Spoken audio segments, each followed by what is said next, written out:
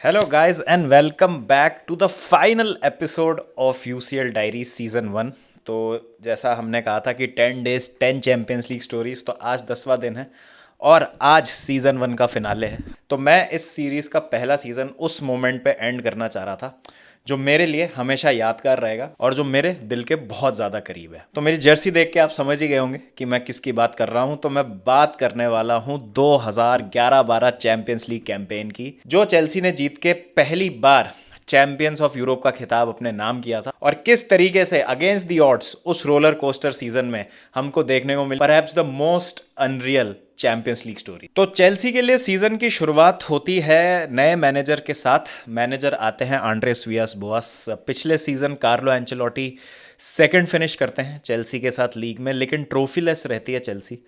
Champions league में quarter final में बाहर हो जाते हैं, एफए कप में भी नहीं कुछ अच्छा कर पाते और प्रीमियर लीग में सेकंड फिनिश करते हैं मैनचेस्टर यूनाइटेड के पीछे।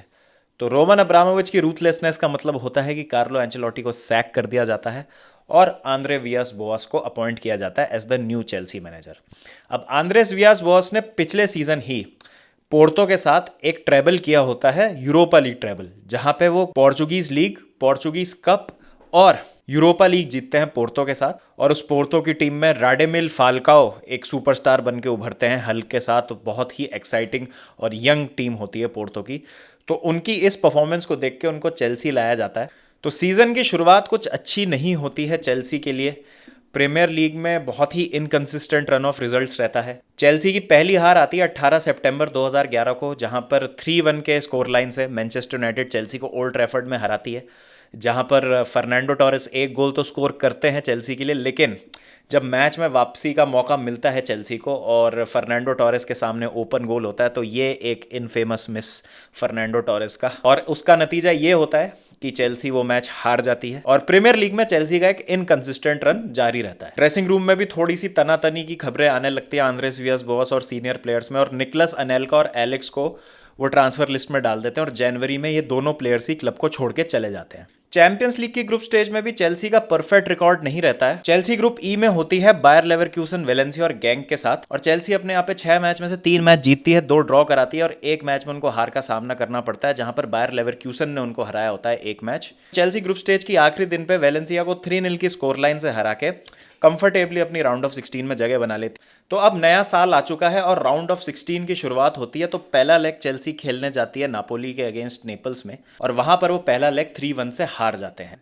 ये रिजल्ट आंद्रेस वियास बोआस की जॉब के लिए बहुत ज़्यादा डेट्रीमेंटल साबित होता है और उनको थोड़े से और मैचेस दिए जाते हैं। लेकिन 4 मार्च को जब चेल्सी वेस्ट ब्रोम से प्रीमियर लीग में हार जाती है, तो उनको सैक कर दिया जाता है और उनके असिस्टेंट रॉबर्टो डी मटेओ, उनको इंटरिम मैनेजर बनाया जाता है चेल्सी का for the rest of the season. उसके 10 दिन बाद ही 14 मार्च को रॉबर्टो डी मटेओ कमान संभालते हैं चेल्सी की सेकंड लेग पे राउंड ऑफ 16 की नेपोली के अगेंस्ट, जहां पर चेल्सी को एक 3-1 का मार्जिन है उसको ओवरटर्न करना।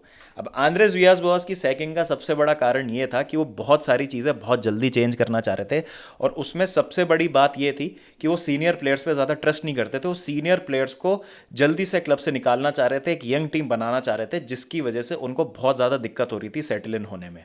और नापोली के अगेंस्ट जो सेकंड लेग होता है उसमें शानदार तरीके से कमबैक करती है चेल्सी, और जो सीनियर प्लेयर्स होते हैं वो ही मदद करते हैं चेल्सी को क्वार्टर फाइनल्स में क्वालिफाई कराने के लिए। ड्रॉगबा ये शानदार हेडर स्कोर करते हैं, स्कोर हो जाता है 1-0।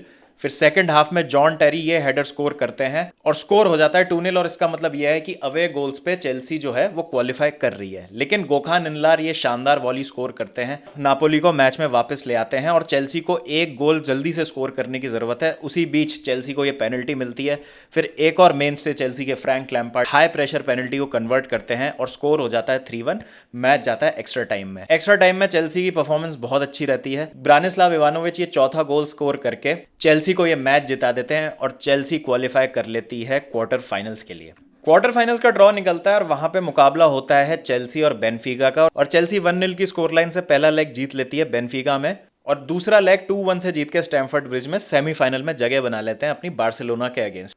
सेकंड लेग के एंड में राउल मरेलेस, जो कि एक्स पोर्तो प्लेयर थे, बेनफिका के अगेंस्ट ये गोल स्कोर करके बहुत ही मजेदार तरीके से सेलिब्रेट करते हैं, और एक सेंस ऑफ कॉन्फिडेंस है इस टीम में और एक अच्छी सी वाइब आ चुकी है, क्योंकि एफए कप में भी टीम अच्छा कर रही है। एफए कप के भी सेमीफाइनल तक पहुंच चुकी थी चेल्सी, ऑल दो प्रीमियर लीग में बहुत कुछ अच्छा जा नहीं रहा है चेल्सी के लिए, अभी भी वो 6th प्लेस में है और यहाँ पर टॉप 4 बिल्कुल आउट ऑफ रीच लग रहा है, क्योंकि न्यूकासल यूनाइटेड बहुत अच्छा खेल रही है। एलन पार्ड्यू की न्यूकासल यूनाइटेड, जिसमें डेम्बाबा और पापिस से बहुत सारे गोल स्कोर कर रहे हैं, और चेल्सी के लिए बहुत ज़्यादा मुश्किल हो रही है, क्योंकि जितना वो कंसिस्टेंट एफए कप और चैंपियंस लीग में है, प्रीमियर लीग में वो कंसिस्टेंसी हासिल नहीं कर पा रहे हैं। लेकिन तब भी एक चेल्सी को बिलीफ मिल रहा है, क्योंकि वो 2 मेजर ट्रॉफीज के सेमीफाइनल में पहुंच चुके हैं, एफए कप और चैंपियंस लीग। तो यहां पर मौका है किसी तरीके से इस सीजन को बचाने का अभी भी। एफए कप का सेमीफाइनल होता है चेल्सी का टॉटनहम हॉटस्पर की जगह, जहां पर एक तरफा जीत दर्ज करती है चेल्सी। 5-1 की स्कोर लाइन से चेल्सी ये मैच जीत जाती है, जहां पर ड्रॉगबा एक और शानदार गोल स्कोर करते हैं। और ये जो लास्ट के 3-4 महीने होते हैं, स्पेशली इन दोनों कप कॉम्पिटिशन्स में, एफए कप और चैंपियंस लीग में, आप मान लीजिए कि Drogba was a man possessed. तो चेल्सी टॉटनहम हॉटस्पर को सेमीफाइनल में हरा के फाइनल में लिवरपूल के अगेंस्ट अपनी जगह बना लेती है एफए कप में।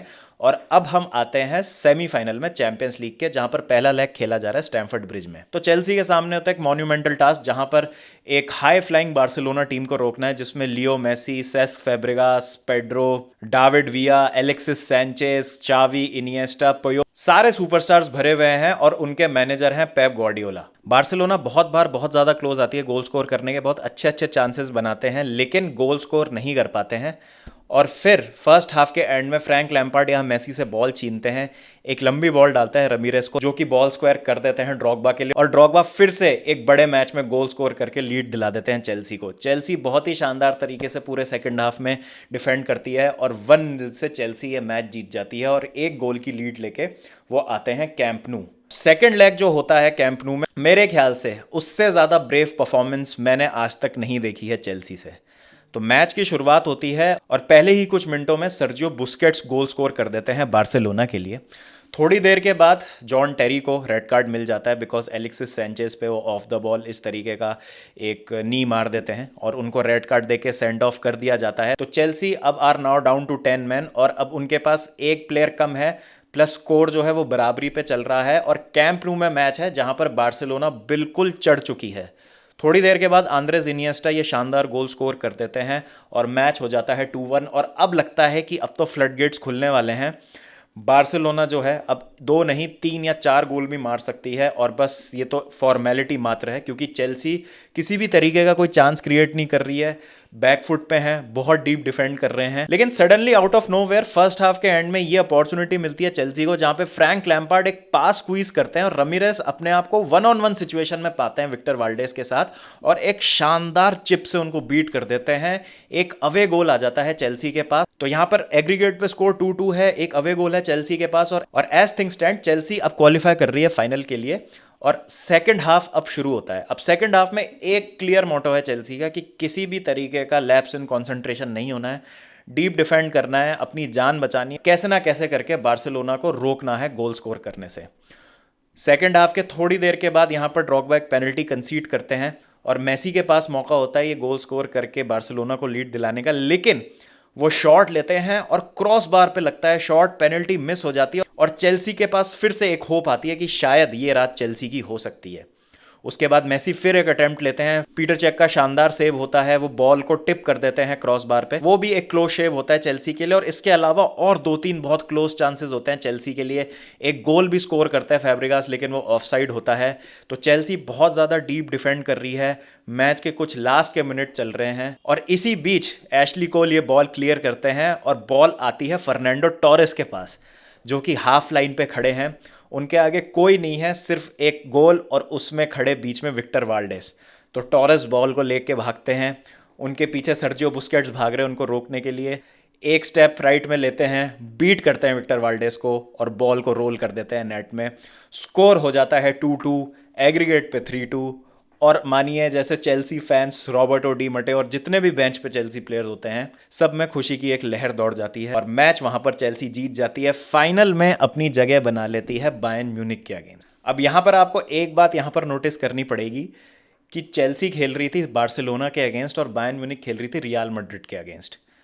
और दोनों ही उस टाइम पे बहुत हैवी फेवरेट्स थे, बार्सिलोना और रियल मैड्रिड, अपने अपने रिस्पेक्टिव सेमीफाइनल्स जीतने के लिए। तो हमको पोटेंशियली एक एल क्लासिको फाइनल देखने को मिल सकता था, लेकिन अगेंस्ट दी ऑड्स वहाँ पर बायर्न ने रियल मैड्रिड को पेनल्टी शूटआउट में हराया, और इधर चेल्सी ने एक बहुत ही वैलियंट डिस्प्ले दिखा के कैंप नू में बार्सिलोना को हराया, और फाइनल में दोनों टीम्स ने अपनी जगह बना ली। और बायर्न के लिए एडवांटेज ये थी फाइनल में कि ये फाइनल खेला जा रहा था आलियांज अरीना में, जो कि बायर्न का होम है। तो इस सेमीफाइनल की जीत के कुछ दिन बाद चेल्सी एफए कप का फाइनल खेलती है लिवरपूल के अगेंस्ट, और वहां पर एक बहुत ही नेल बाइटिंग मैच में लिवरपूल को 2-1 से हराकर एफए कप चैंपियंस बन जाती है चेल्सी। और इस एफए कप की जीत से एक बहुत ज़्यादा कॉन्फिडेंस बूस्ट मिलता है चैंपियंस लीग के फाइनल से पहले। इस एफए कप विक्ट्री का जो कॉन्फिडेंस है, चेल्सी 19 मई 2012 को चैंपियंस लीग फाइनल में लेके आती है। अब यहाँ पर एक बात गौर करने वाली है कि अगर आप चेल्सी की स्टार्टिंग 11 पे नज़र डालें इस फाइनल में, तो डिफेंस में खेल रहे डेविड लुइस और गैरी केहिल दोनों ही इंजरी से बाहर थे,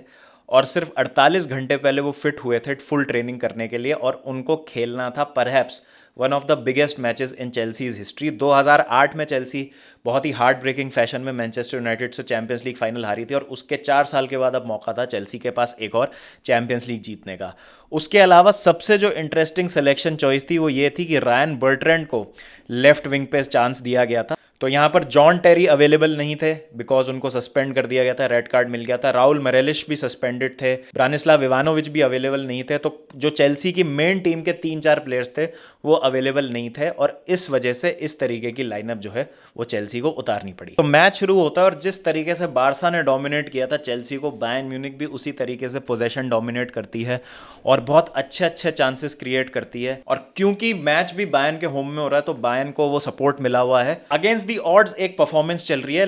फिर जब लग रहा था कि 90 मिनट तक यही रहेगा मैच और एक्स्ट्रा टाइम में जाएगा, 83rd मिनट में थॉमस मुलर ये शानदार हेडर मारते हैं और बीट कर देते हैं पीटर चेक को नियर पोस्ट पे, और स्कोर हो जाता है 1-0। और ऐसा लगता है कि अब शायद बायर्न म्यूनिख ये मैच जीतने ही वाली है, क्योंकि चेल्सी ने पूरे मैच में किसी भी तरीके की कोई अपॉर्चुनिटी नहीं बनाई। चांसेस तो छोड़िए, चेल्सी मोस्टली अपने ही हाफ में दबी हुई थी, अपने ही बॉक्स में डिफेंड कर रही थी, और बहुत ही कम ऐसा हो रहा था कि वो बायर्न के हाफ में भी आ पा रहे थे। तो गोल स्कोर करते ही बायर्न के फर्नांडो टोरेस को लेके आ जाते हैं, रॉबर्टो डी मटेओ सोलोमन कोलू को हटा के, और 87वें मिनट में थॉमस मुलर को हटा के डैनियल वेन बॉयटन को डाल देते हैं यप हाइंकेस, और थोड़ी सी डिफेंसिव सॉलिडिटी प्रोवाइड करने के लिए बायर्न के स्ट्रक्चर को। टॉरेस आते हैं, बॉल को ड्रिबल करते हैं और एक कॉर्नर जीत लेते हैं, और इस कॉर्नर से इक्वलाइज करने का मौका आता है चेल्सी के पास। तो जैसी एक फेमस सेइंग है, 1% चांस 99% फेथ, तो उस समय यही लग रहा था कि अगर चेल्सी को इस मैच में वापस आना है तो सिर्फ 1% चांस है, और पूरी उम्मीदें इस कॉर्नर पे टिकी हुई थी। वान माटा ये डिलीवरी डालते हैं अंदर, और उसके बाद होता है one of the greatest moments that I have ever experienced as a Chelsea fan, और मार्टिन टाइलर की ये अनफॉरगेटेबल कमेंट्री लाइंस।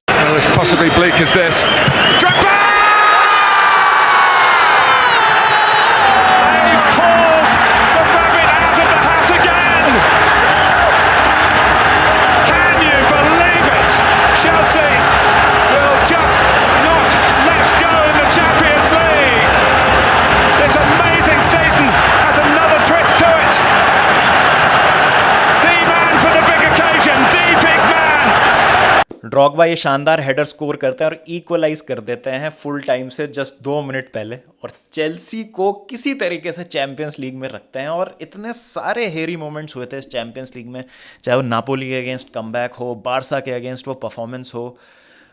ऐसा लग रहा था कि शायद इस बार किस्मत हमारे साथ है, और शायद कोई ऊपर बैठा है जो चाहता है कि चेल्सी ये चैंपियंस लीग जीते। और इसी के साथ मैच जो है वो एक्स्ट्रा टाइम में जाता है। एक्स्ट्रा टाइम में भी एक मौका मिलता है बायर्न म्यूनिख को, जहाँ पे ड्रॉगबा सेमीफाइनल की तरह इस बार भी एक पेनल्टी कंसीड करते हैं। आयन रॉबिन के पास मौका होता है वो पेनल्टी कन्वर्ट करने का, फिर से पीटर चेक वो पेनल्टी को रोक लेते हैं, और बायर्न के हाथ से ये गोल्डन अपॉर्चुनिटी निकल जाती है लीड लेने की इस मैच में। तो यहाँ पर फिर से ऐसा लग रहा है कि आज जो है किस्मत साथ है चेल्सी के, आज सही में ही कुछ डिवाइन इंटरवेंशन हो रही है, और कोई ना कोई चाह रहा है ऊपर बैठ के कि चेल्सी जो है जीत जाए। और चेल्सी इसी तरीके से और थोड़ा सा डिफेंड करती है, चांसेस कुछ खास बनते नहीं है, और मैच जाता है पेनल्टी शूटआउट में। उसके बाद चेल्सी के लिए पहली ही पेनल्टी वान माटा मिस कर देते हैं। बायर्न अपनी पहली 3 पेनल्टीज कन्वर्ट कर देती है। फिर बायर्न के लिए चौथी पेनल्टी लेने आते हैं इवीत्सा ओलिच, और उसको शानदार तरीके से पीटर चेक सेव कर लेते हैं और एशली कोल पेनल्टी लेने आते हैं फिर चेल्सी के लिए, और उनके पास अब मौका है इस पेनल्टी शूटआउट को 3-3 से बराबर करने का। और साइड नेटिंग में एकदम कॉर्नर में बहुत ही शानदार पेनल्टी मारते हैं एशली कोल, स्कोर बराबर हो जाता है। और बायर्न के लिए 5वीं पेनल्टी लेने आते हैं बास्टियन श्वाइनस्टाइगर आते हैं, हल्का सा स्टटर करते हैं और बॉल जाके लगती है पोस्ट के। रीप्ले देखने पे पता चलता है कि पीटर चेक ने शानदार सेव किया होता है, लिटरली फिंगर टिप्स लगती हैं पीटर चेक की और पोस्ट पे जा भिड़ती है बॉल। और इसका मतलब ये हो जाता है कि अगली किक से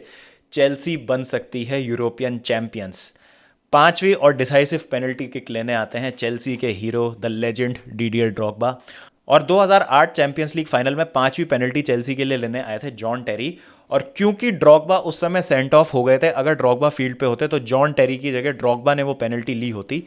अगर ड्रॉगबा उस समय अवेलेबल होते तो उनके पास मौका होता 2008 में चेल्सी को वो चैंपियंस लीग फाइनल जिताने का। ड्रॉगबा नहीं थे, इसलिए जॉन टेरी ने वो पेनल्टी ली थी, वो स्लिप हुए थे और एक हार्ट ब्रेक हमको महसूस करना पड़ा था। लेकिन आज 4 साल के बाद ड्रॉगबा के पास मौका था चेल्सी को यूरोपियन चैंपियंस बनाने का, इमॉर्टल होने का और चेल्सी को वो एक ट्रॉफी दिलाने का जो हमेशा थोड़े मार्जिन से हमारे हाथ से हमेशा निकल जाती थी। ड्रॉगबा आते हैं और बहुत ही शानदार तरीके से इस पेनल्टी को कन्वर्ट करते हैं। नॉयर गलत जगह डाइव मार देते हैं, पेनल्टी स्कोर हो जाती है, चेल्सी चैंपियंस ऑफ यूरोप बन जाती है। मुझे अभी भी याद है 19 मई 2012 को मैच हो रहा था और मैंने ये जर्सी पहन के वो पूरा मैच देखा था। ये 2009-10 सीज़न की जर्सी और यही एकमात्र अच्छी क्वालिटी की चेल्सी जर्सी होती थी मेरे पास जो मैंने एडिडास स्टोर से ली थी उस टाइम पे। और मैं बता नहीं सकता आपको जब वो पेनल्टी स्कोर हुई तो क्या मेरे अंदर इमोशंस थे। और ऑब्वियसली मतलब रोना आ गया, आंखें आंसुओं से भर गई और एक खुशी का ऐसा एक्सप्लोजन हुआ कि मैं आपको शब्दों में बयान नहीं कर सकता कि मेरा उस समय क्या फीलिंग्स आ रही थी मेरे अंदर।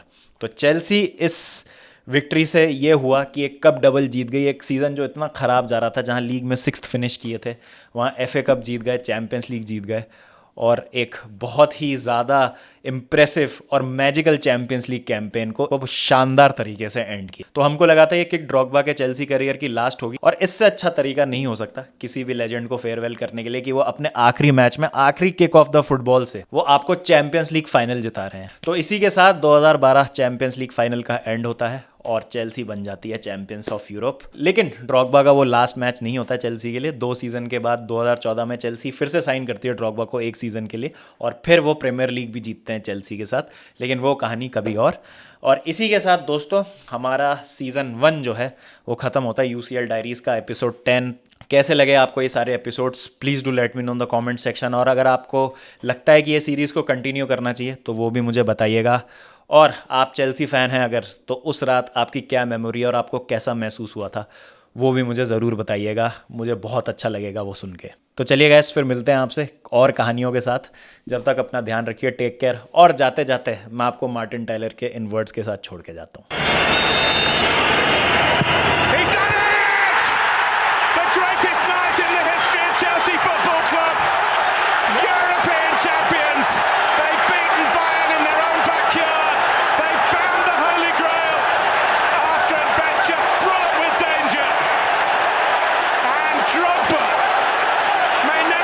Chelsea again.